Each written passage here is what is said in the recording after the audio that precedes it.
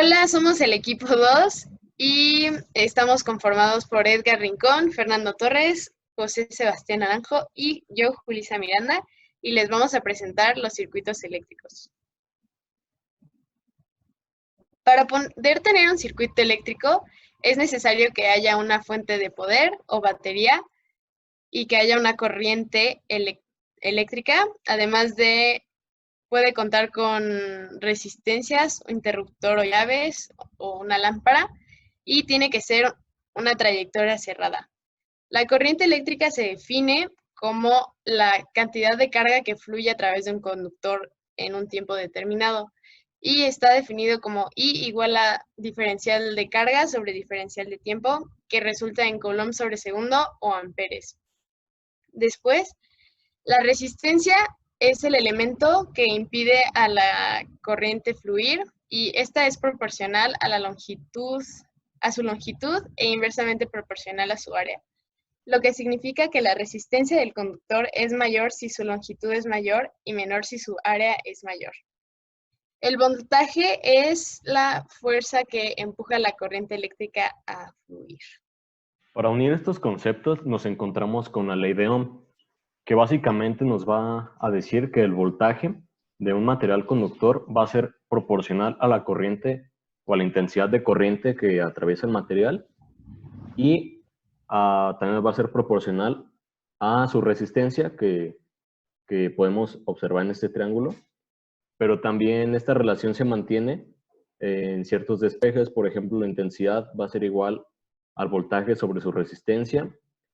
Se nos presentaron 3 diferentes circuitos y el primero, para lograr hacer su equivalencia de resistencias, lo primero que se tuvo que hacer es hacer la resistencia equivalente de la que está en paralelo, es decir, R1 por R2 sobre R1 más R2, y ahí vemos nuestra simplificación que resulta en 2 ohms, y después se encuentra la resistencia equivalente de los 4 y los 2 ohms, que simplemente es su suma, que resulta en 6 ohms, y después pudimos encontrar los amperes, que es la corriente, y hicimos el voltaje sobre la resistencia, que es 18 sobre 6, y resultó en 3 amperes. Para el segundo circuito que se nos presenta, que se nos muestra este diagrama, vemos que es un circuito que simplemente está conectado en serie y que cuenta con 4 resistencias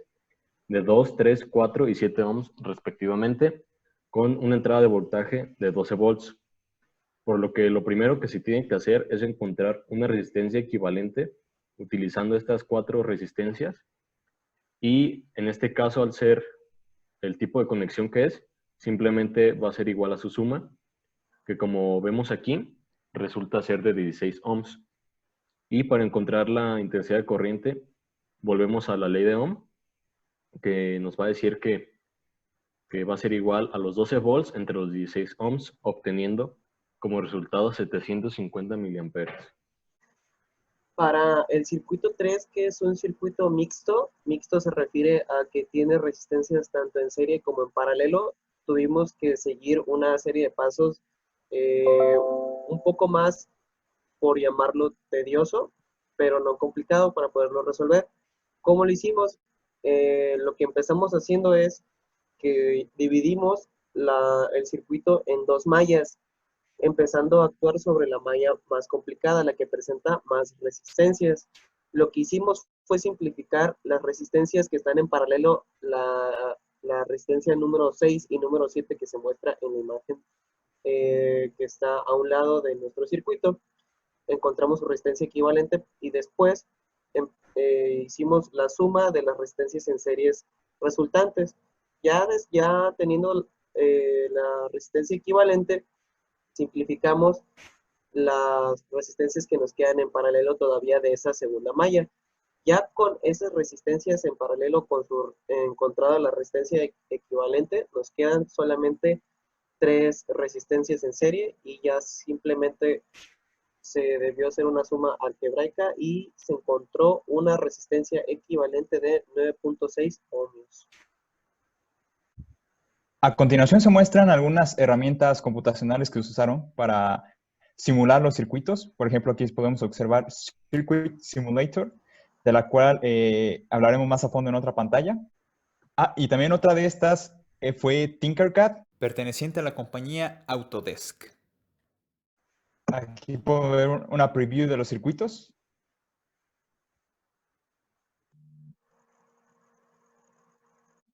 Esta herramienta computacional se llama Circuit Simulator, la cual es un enfoque, un approach un poco más minimalista en comparación a Tinkercad. Por ejemplo, aquí solo vemos que son líneas y obviamente los elementos del circuito pues se están representando con símbolos. Por ejemplo, aquí podemos ver que esta es una batería. Si le damos doble clic, pues aquí nos indica el voltaje que es de 12. La raya grande indica el lado positivo y pues obviamente los puntos amarillos pues nos indican la dirección de la corriente.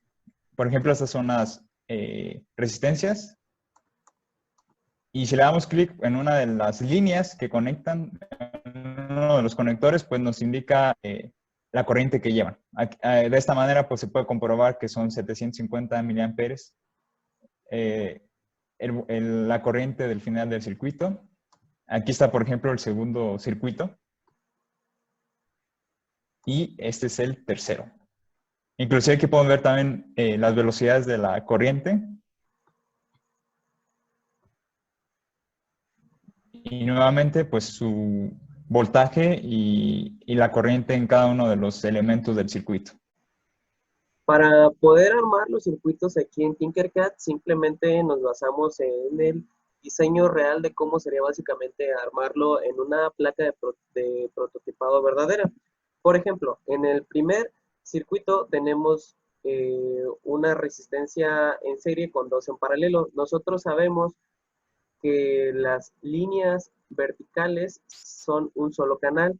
Entonces, si nosotros conectamos aquí, en este caso de que sabemos que nuestra resistencia, esta que está mostrada aquí, está conectada desde negativo, esta lo que tiene es que está en serie con lo que vendrían siendo estas dos resistencias de acá. ¿Por qué en serie? Porque si yo quito esta resistencia de aquí, la energía no va a ser, no se va a cerrar el circuito, vaya, a diferencia de estas dos que están en paralelo, que si yo llegara a quitar alguna de estas dos, no pasaría absolutamente nada en cuanto sobre el circuito se abra o se cierre. Esa es la idea que se busca al momento de armar circuitos en Tinkercad. La resistencia en serie la dejamos de manera vertical, mientras que las paralelas las dejamos de manera horizontal. Simplemente aquí al momento de cerrar el circuito, hicimos una conexión entre esta fila de conexiones con la corriente positiva. Al final se encontró su resistencia equivalente, que es esta de aquí, y por lo que vemos a las mismas condiciones nos muestran los mismos valores que con el circuito propuesto versus el circuito simplificado.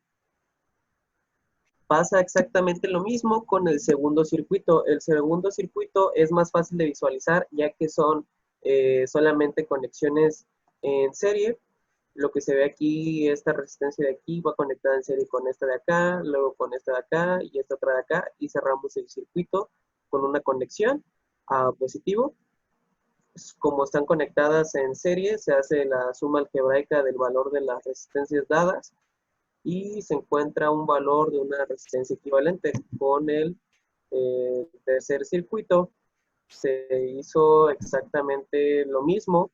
La idea es que el circuito que está propuesto se siga el mismo planteamiento o esquema con el que está dibujado, vaya, para plasmarlo en una placa de prototipado. Aquí tenemos estas resistencias que están en serie, con una resistencia en paralelo aquí de por medio, estas en serie, en serie, en serie, y nos encontramos aquí con unas resistencias en paralelo, en serie, y se cerró el circuito. Aquí pues afortunadamente no se requirió de una conexión a positivo, ya que pues si tuvimos la posibilidad de que cupiera de lleno a la conexión positiva y se encontró la resistencia equivalente de todo este circuito reduciéndose a una sola resistencia y por lo que vemos nos entrega los mismos valores, entonces podemos dar por sentado que la resistencia es equivalente, ya que nos produce los mismos resultados.